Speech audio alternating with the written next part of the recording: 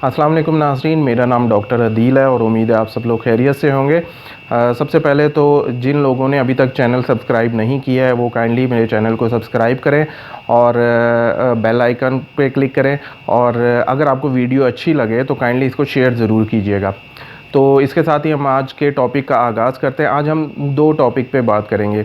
एक तो पहली बात तो ये कि जो अभी रिसेंटली HECA यूनिवर्सिटीज़ ओपन करने के बारे में सोच रही है 15 जुलाई के बाद SOP के तहत।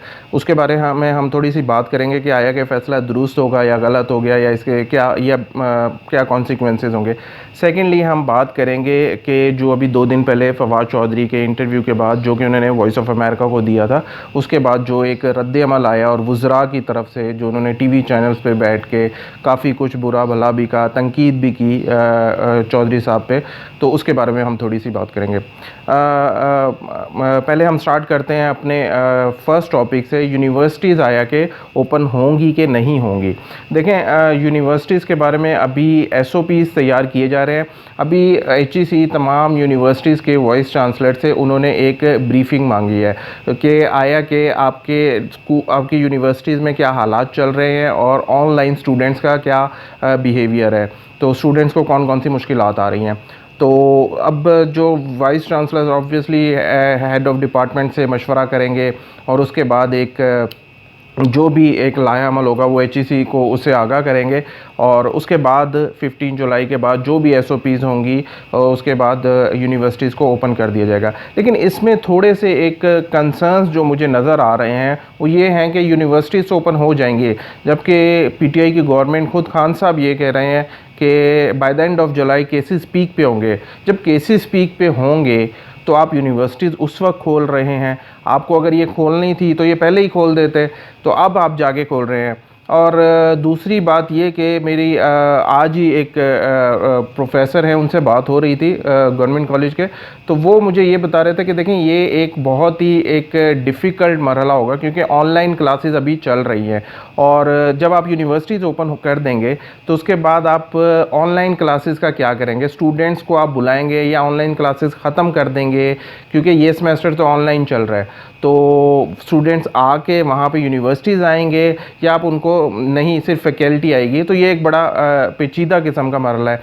और SOPs तैयार करना और फिर जनाब जो भी क्लासेस में स्टूडेंट्स को डिस्टेंस के साथ बिठाना, यानी कि जो भी जिस तरीके से भी जो ये SOPs तैयार किए जा रहे हैं उस पर ये एक बड़ी देखने वाली बात होगी कि गवर्नमेंट क्या चाह रही है। लेकिन PTI से आप कुछ भी एक्सपेक्ट कर सकते हैं क्योंकि यहाँ पर फ़ैसले बहुत एब्रप्टली कर दिए जाते हैं और कुछ नहीं पता कि 16 जुलाई से यूनिवर्सिटीज़ ओपन हो जाए या बकरीद से पहले जो 15 दिन है उसमें जस्ट एक डेमो दिया जाए और बकरीद के बाद यूनिवर्सिटीज़ ओपन हो जाए। लेकिन ये एक बहुत डिफ़िकल्ट सिचुएशन होगी क्योंकि केसेस अभी बढ़ रहे हैं और इन सूरत हाल में आप यूनिवर्सिटीज़ ओपन करने जा रहे हैं। लेट्स सी PTI क्या फ़ैसला करती है।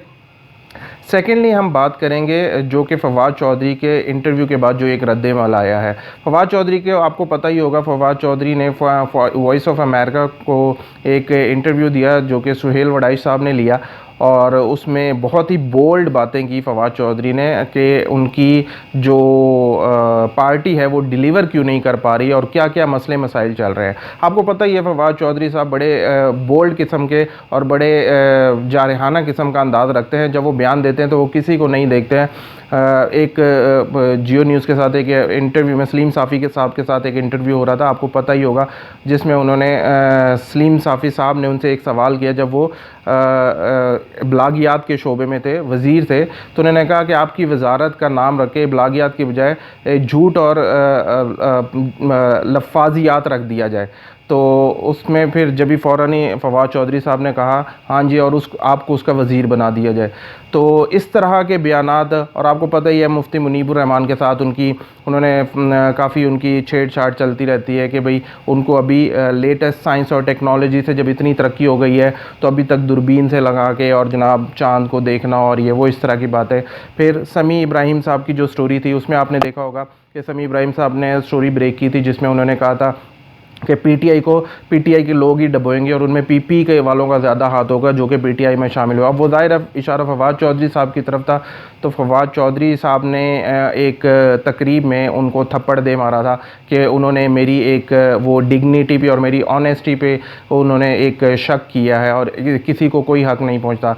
इसी तरीके से एक मुबशिर लुकमान साहब ने, जब हरीम शाह वाला एक केस हुआ था, मुबशिर लुकमान साहब ने कहा था कि हरीम शाह ने जनाब कहा है कि उसके पास सबूत है और पीटीआई के जो वज़ीर हैं उनके जनाब उनके पास वीडियो लिंक्स हैं। तो इशारा चौधरी साहब की तरफ था, जिस पे चौधरी साहब ने सेम वही अमल किया था जो कि उन्होंने समी इब्राहिम के साथ किया था। तो coming back to the point, मैं बेसिकली आना चाह रहा हूँ कि फवाद चौधरी साहब एक जारहाना अंदाज़ रखते हैं। और अब इसमें उन्होंने क्या कहा, इसमें उन्होंने देखें चंद एक बातें की, पार्टी में बेसिकली लड़ाइयों की बातें की। और जो मेन उन्होंने पहली बात की वो एक थी कि जो जहांगीर तरीन और शाह महमूद कुरैशी के दरमियान लड़ाई है, वो कहते हैं कि इस लड़ाई ने बड़ा नुकसान पहुंचाया है पीटीआई को। जहांगीर तरीन साहब वो अपनी मनवाते हैं, शाह महमूद कुरैशी साहब अपनी मनवाते हैं।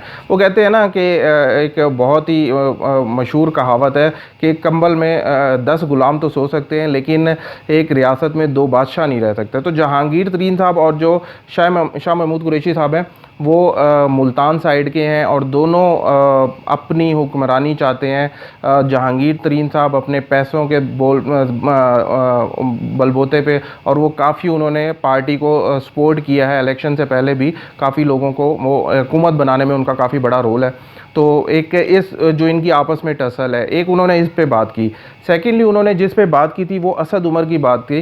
उन्होंने कहा असद उमर को वजारत से हटाने में जो ज़्यादा मेन किरदार अदा किया वो जहांगीर तरीन साहब ने किया, और जहांगीर तरीन साहब नहीं चाहते थे कि असद उमर वज़ीर हैं क्योंकि उनके थोड़े से कोई फ़ैसले इस तरह के थे। तो एक्सपर्ट्स की वैसे ये राय थी कि असद उमर साहब के फ़ैसले अनयूजुअल थे लेकिन वो गलत नहीं थे फ़ैसले, और असद उमर साहब इस बात पे काफ़ी नाराज़ भी थे। लेकिन उसके बाद असद उमर साहब ने भी जब कहते हैं कि एक वो ताक में बैठे थे और जब ये शुगर स्कैंडल आया तो उन्होंने भरपूर उसका बदला लिया और उन्होंने शुगर स्कैंडल की जो ये थे मंजर आम पे लाने में बड़ा का अहम किरदार अदा किया। अच्छा, थर्डली फिर जो उन्होंने बात की, उन्होंने कहा कि जो मुशीर और टेक्नोक्रेट्स हैं वो सारे आके बड़ी बड़ी सीटों पे बैठ गए और सारे फैसले तो वो कर रहे हैं और जो इलेक्टेड लोग हैं वो पीछे हट गए हैं। इलेक्टेड लोग सिविलियन गवर्नमेंट ये पब्लिक ये चाहती है कि सिविलियंस लोग डिलीवर करें जिनको वोट दिया गया है, ना कि मुशीर और टेक्नोक्रेट्स हैं ये आगे फैसले करें। अब देखें बात तो यही है, अभी आपको पता होगा कल की न्यूज़ जो खान साहब ने कहा है कि जो डुअल नेशनलिटी वो डिक्लेयर करें, अपने एसेट डिक्लेयर करें। लेकिन अभी तक ये जो मुख्तलिफ वज़ीर हैं, हफीज़ शेख साहब हैं, रज़ाक दाऊद साहब हैं और मुख्तलिफ़ किस्म की जो वजारतों पर बैठे हुए हैं, उन्होंने अपने ना एसेट्स डिक्लेयर के लिए, उनके अपने बिज़नेस हैं, उनके तो बिज़नेस भी चल रहे हैं और वो जनाब अपने इस तरीके से फ़ैसले भी किए जा रहे हैं, और जबकि उनकी हुकूमतें भी जो उनकी वजारतें वो भी डाउन जा रही हैं। खान साहब ने आपको पता ही है 6 माह का वक्त दिया कि सारे सीधे हो जाएँ 6 माह बाद, और उसके बाद कुछ भी हो सकता है। आपको पता है खान साहब भी लगी लिपटी बात नहीं करते हैं, वो एक ऑनेस्ट बंदे हैं और वो खुलकर बात करते हैं। उन्हें कोई इसकी परवाह नहीं होती है कि उनके क्या जो फैसले हैं वो इनके ख़िलाफ़ जा रहे हैं या नहीं। आपको पता ही होगा इंतखाबात से पहले जब सेनेट इलेक्शन की बात थी तो केपी में उन्होंने अपने ही पार्टी के लोगों को निकाल दिया था, और इस तरीके से वो काफ़ी इस तरह के फ़ैसले करते नज़र आते हैं। अब ये शुगर स्कैंडल की जो ख़बर थी, ऑल्दो उनकी पार्टी को नुकसान होने जा रहा था लेकिन स्टिल उन्होंने वो न्यूज़ मंजर आम पर ला रहे हैं। तो इस तरह के खान साहब काफ़ी फ़ैसले करने के बारे में मशहूर है। तो अब आगे भी हालात काफ़ी पीटीआई के लिए काफ़ी डिफ़िकल्ट है। खान साहब ने तो कह दिया है कि जनाब अब हम जो फ़ैसले करेंगे वो चाहे किसी को अच्छे लगें चाहे बुरे लगें लेकिन बड़े बोल्ड फ़ैसले होंगे। खान साहब ने किस तरफ इशारा किया है, आप खान साहब से कुछ भी एक्सपेक्ट कर सकते हैं। वो बहुत से लोग एक्सपर्ट्स ये कह रहे हैं कि शायद खान साहब असम्बली तोड़ सकते हैं, लेकिन असम्बली तोड़ना मेरा नहीं ख्याल कि वो खान साहब ऐसा करेंगे। वो वुज़रा की रद्दो बदल ही करेंगे, लेकिन खान साहब को ये सोचना होगा कि क्या वुज़रा की रद्दो बदल से मामला सही होते हैं कि नहीं होते। वुज़रा की रद्दो बदल तो वो पहले भी करके देख चुके हैं। जैसे फवाद चौधरी साहब ने ये एक बात की है, अभी कल परसों रऊफ़ खलासरा साहब को इंटरव्यू देते हुए उन्होंने ये कहा कि जो इमरान खान साहब को जिन लोगों ने ये मशवरे दिए थे कि उस्मान बुज़दार साहब को पंजाब का वज़ीर आला लगा दें और महमूद खान साहब को जनाब केपी का लगा दें या असद कैसर साहब को स्पीकर लगा दें असम्बली का, तो बड़े ही वो मशवरे कोई अच्छे मशवरे नहीं थे। तो चौधरी साहब वैसे ही बड़े खुल के बात करते हैं और बड़ी सही बात करते हैं, जो कि एक ऑनेस्ट मेरे ख्याल है ओपिनियन है उनकी। तो अब खान साहब को ये देखना होगा कि आगे की उन्होंने अपनी गवर्नमेंट को किस तरीके से लेके चलना है। लोग वही हैं, उनके साथ ही चलना है खान साहब को, लेकिन खान साहब को अपने डिसीजन थोड़े से मजबूत करने पड़ेंगे। आने वाले दिनों में देखते हैं कि पीटीआई, हमारी तो यही दुआ है कि पीटीआई डिलीवर करे और मुल्क के हालात बेहतर हों।